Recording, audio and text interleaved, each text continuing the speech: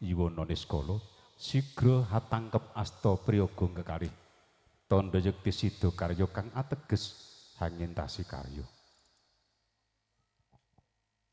Para rawuh para lenggah hanyarengi purna tanggap wacana serah panampi samapting gati sawega karya Ibu Juru Sembogo nenggih saking Sanggaryas Rizki kepareng pratitsaken tata cara dedhaupan nyarengi tata cara dhaup sang temanten kapiring tengara monggang.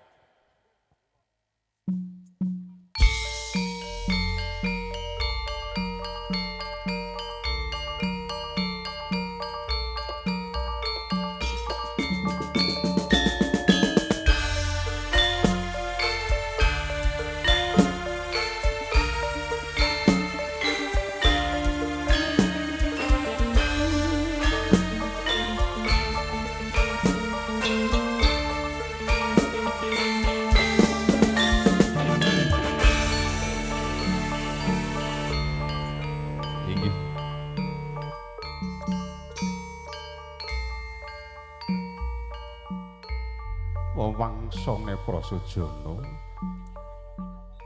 Twin Sagung Wiku Winasis Tri prakara kang sanyata manungsa datan ngawruhi siji kabegjan jati loro jodoh telu pesthi tibaning kodrat sadaya mung sadarme karana kapurba dening Gusti Hyang Mahanasa. Nalika samono yaning temanten sarimbit sigra hangacane lampeng tata cara pangging sang temanten karigen sang juru pangadibusana nulya kapurwakan kumlawe astaning sang temanten sarimbit sarawi bebalangan gantal. Apa ta dumadine gantal dumados saking sedah lininting tinangsulan lawe wenang awarni seta mengku surasa kang sayekti suruh yen dinulu beda lumah lan kurpe nanging yen ginigit yekti amung tunggal rasa kaya dene sang temanten sarimbit kakung menapa dene putri lamun wis manunggal cipta rasa karsa miwah makaryane pinesti dadi jatuh kramane. Katon kambang-kambang kumambangi sekar triwarna kang aning jroning bokor kencana. Sang temanten putri sumembah mring ingkang araka nenggih ingkang garwa kinasih tandha yekti bektinira mring ingkang garwa kinasih. Saksana ing acarana napak kanangan tiga kang aning jroning bokor kencana turta dumadi tigan kang katemben-tembean. Tinapak ing padha pecah sanalika ambabar biwarna. Seta myangrekta nadyanto mung katon semu dadi pralampita pecah ing pamarta manduk sang temanten sarimbit ya dadi srana tumengkaring wiji trah tumreng darah saking para ingkang kepareng babar bebesanan ing antawisipun Bapa Wagiman sekaliyan garwa menapa dene Bapa Waisu sekaliyan garwa Ranu padha amiji ampiyaning ingkang garwa tandha yekti ngicali Sukerta kang tumanduk wonten ing Jiwangga sang temanten sarimbit. Panganten sarimbit mujudake loro-loro ning atunggal, tunggal-tunggalan ing aloro kang sajuga priya. Kang sawiji putri wis geleng gili gumolong ora masuk jumbuh angurut ing cipta rasa. Karsa daya miwah karyane mung bing jejer kalengganing sowang-sowang. Rumong sandar beni wajib angkrung kepi mulat sarira kang angkrasa wani. Nulya sinasmitan kakandhe minggah ing sitinggi satata jumeneng ing ayun. Bapa Wagiman. Anganti sang temanten sarimbit minggah ing tapak arambating sasana pakajangan.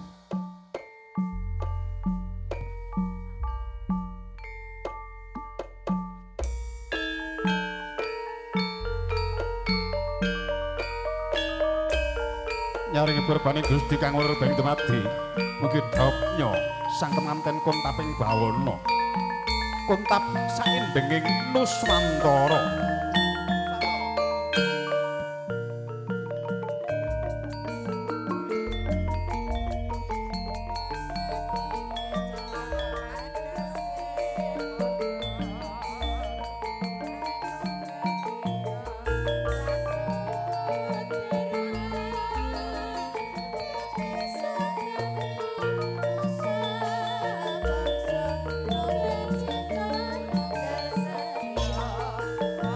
Dinasmitan Satata lenggah jajar wonten sasana Badra Suyasa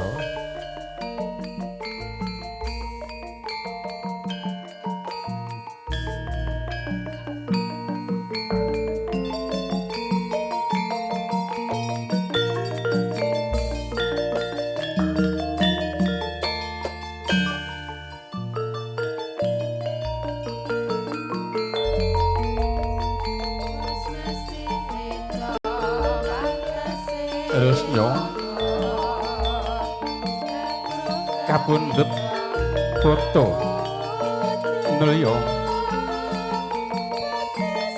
bapa wagiman hanganti kang garwa kinasih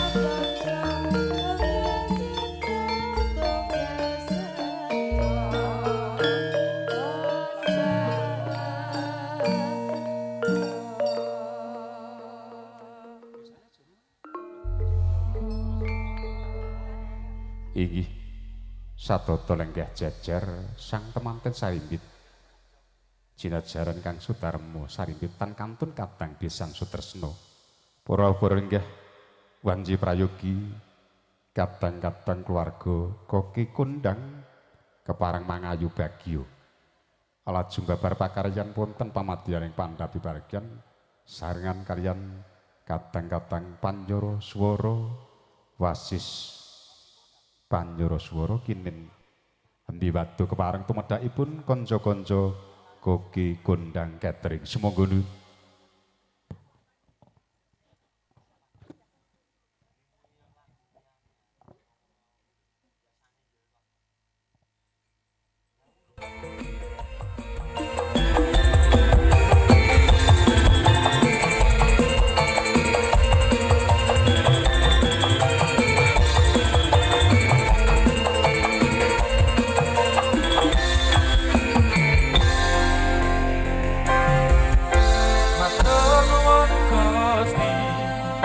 sambung diparingi koki kondang niki kata sing tresnani tak cokro nganggo tresno tak rumah nganggo rasa tak suwun lan tak ojo Gusti tansah berkahono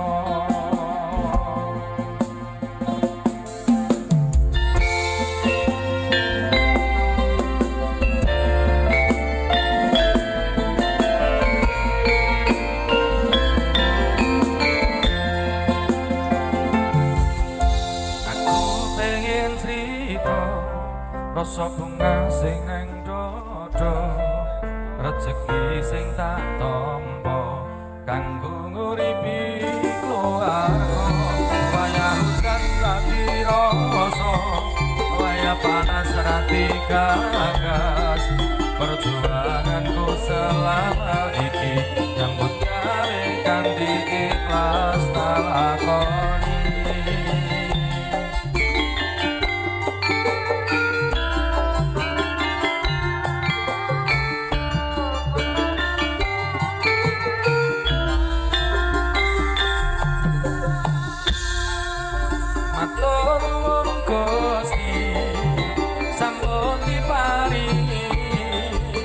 koki kondang iki kata sing tresnani tak cocok nganggo tresno tak umat nganggo rasa tak suwun lan tak ujo Gusti tansah berkahono koki kondang Indonesia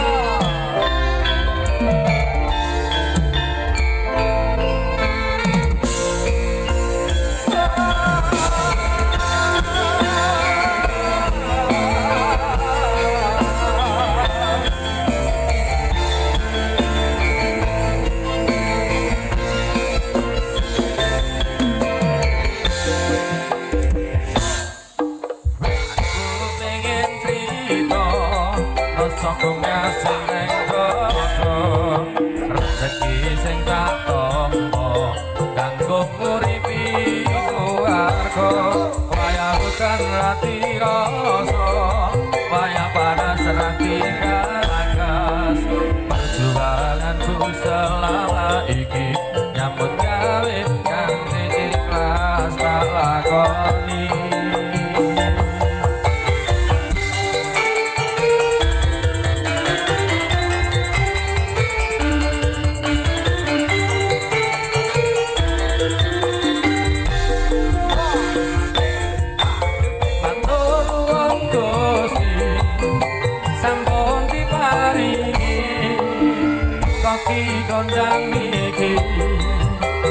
kata sing kemati tak toko nganggo tresno tak lumat nganggo rasa asuwun lan tak ujo Gusti tansah berkaora matur suwun Gusti sampun paringi koki kondang niki kata sing tresnani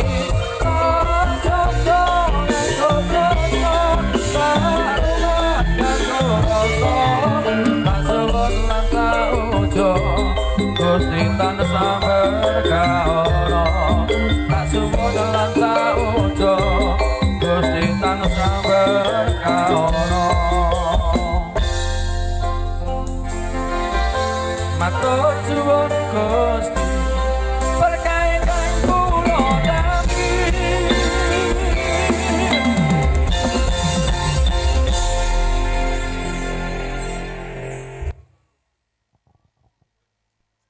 Inggih beksan saking kadang-kadang koki gondang Katrik sampun lumati kane menika aturun dhateng Ibu Juru Sembukut Juru Riasing temanten ing bilih kepareng badhe kapratitesaken krubunganing sang temanten winastan kacar kujur kembul dahar bobo timbang ingkang sarta sungkeman rigening wanci mangsa borong parantene tiyang kula boten badhe mbabar bogo sajugo kanthi menika rampungipun mugi kababar foto pangeston kaperang dados kalih bilih wanci sampun prayogi samangke kepareng kabiwitan saking Katang Pisan Sutresno rampungipun kalajengaken baraya pamanggugati supados matedhak wonten sasana pakajangan hamberkahi foto pangeston kanthi menika dereng winanci miwat dereng tumapak laju ning adicara ingkang rinakit dening para kuluwungsa nulyaken neri wanci samotenipun kadang-kadang pamatri budaya ingkang sampun samapta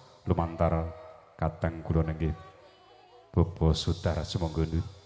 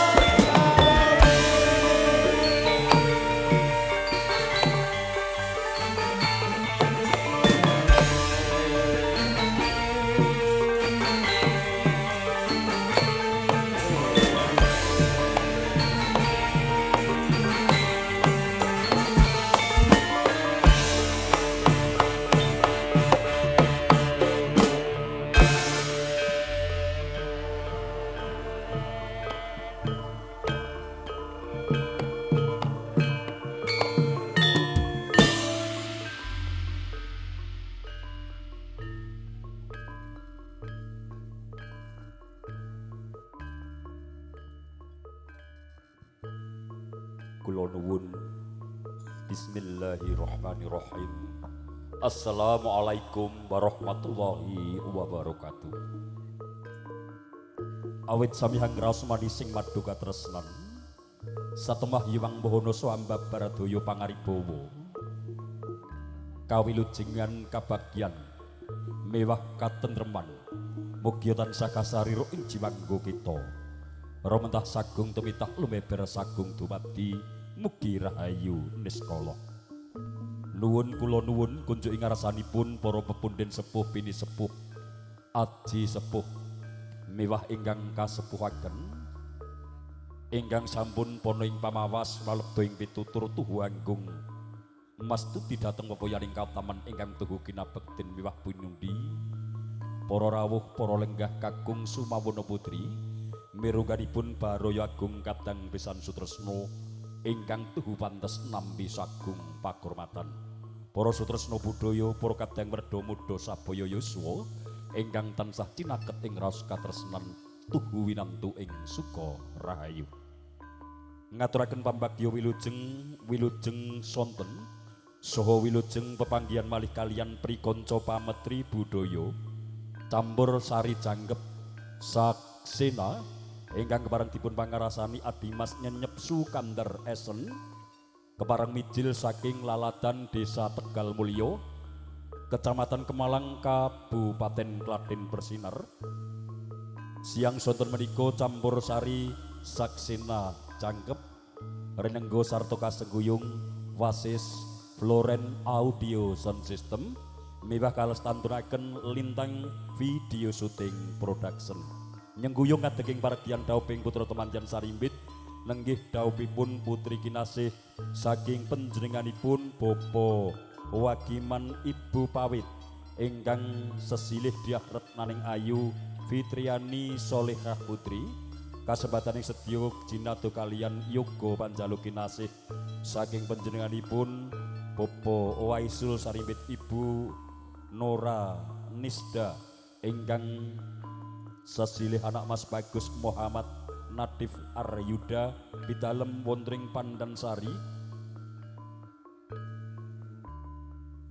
Pucung Rejo Muntilan Magelang pinarengna para kadang campur sari saksena jangkep mangersi kanthi ngaturaken tembang langgam miwah lelagon kunjuk para tamu estingarah atamel syukur naning panggalih mberat sepiring swasana paregyan parantene ing manggi sawanipun para kadang campur sari jangkep saksena dumawah koso wangsul tuhu kirang ngantosaken suka sarjuning panggalih lumantar jiwangga kula nyuwun diagung ing paksama. Sesarengan campur sari saksena kalau dengan wanci prayogi menika angkan dicatur widowati kepareng kula tepangaken kawiwitan sawanipun diajeng sinduya wingking saking kita Boyo Lali Saksena.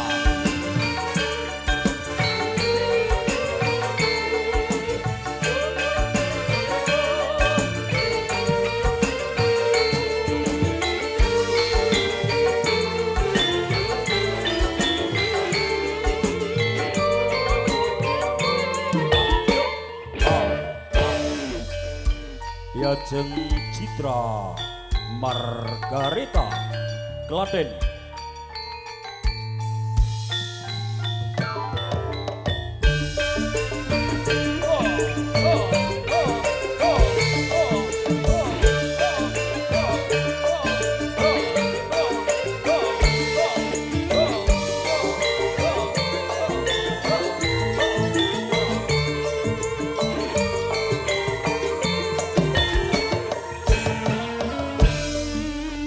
Diajeng dia Saksena Boyolali.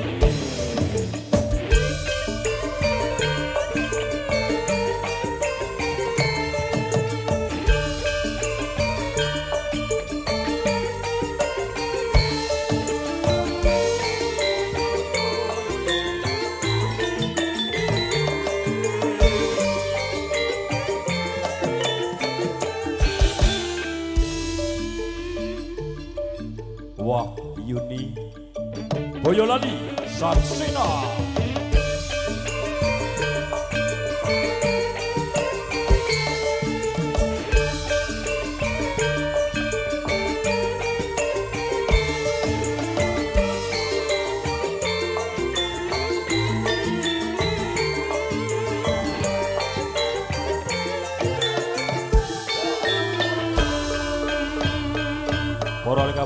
wilujeng lenggah saha wilujeng miyarsakaken sarengan campur sari canggep saksina.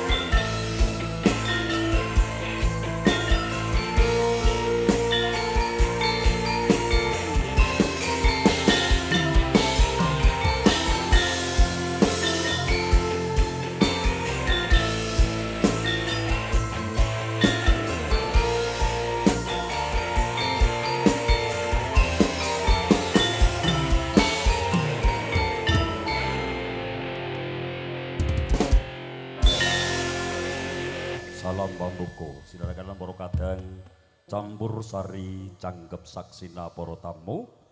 Mugi katampis kanthi syukur naring panggalih mironganipun Bapak Ibu tamu undangan ingkang kepareng lenggah wonten ing sasana paragyan. Sesarengan para kadang saksina nyarengi para rawuh angger swiatur pasugatan ingkang kaaturaken pamengkukati suwanipun diajeng Sintia Saksina.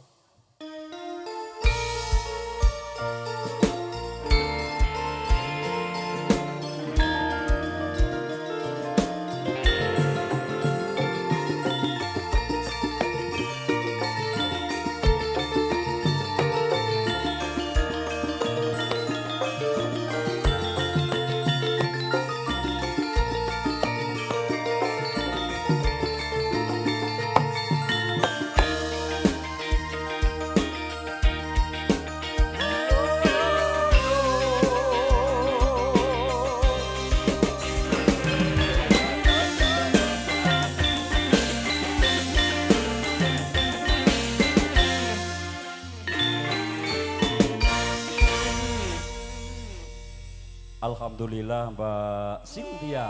Sowan Pak Sudar. Sinarengan campur sari saksena. Alhamdulillah saged sowan wonten wewengkon Wonodadi, Wonolelo, Kabupaten Sawangan, nggih, derek Kabupaten Magelang. Magelang. Nggih, melumpat Selo gunung. 14 titik Nggih. bisa sowan kanthi jangkep Nggih, nggih. alhamdulillah saged Nggih. sowan. Pripun, Pak? Menika ingkang kepareng dawuh Mas Bagus Muhammad Nadif Aryuda kaliyan Mas Ayu Fitriani Solehah Putri. Mugi-mugi dawuhipun tansah pinayungan dening Gusti sembodo ingkang sinebjo tumbuh ingkang kinayuh antut runtut pindha mimi amin tuna. Nggih, niki wonten request saking wingking, Pak. Oh, nggih. Raju Kewala. Oleh nggih. Nggih. Request-e apa Mbak Cynthia? Anu, bocah gunung mau. Oleh nggih. Para lenggah para tamu sinambi miarasakaken atur pasugatan campur sari saksina kanthi tembang bocah gunung sawetawis kepareng ngresepi atur pasugatan ingkang katuraken ngaras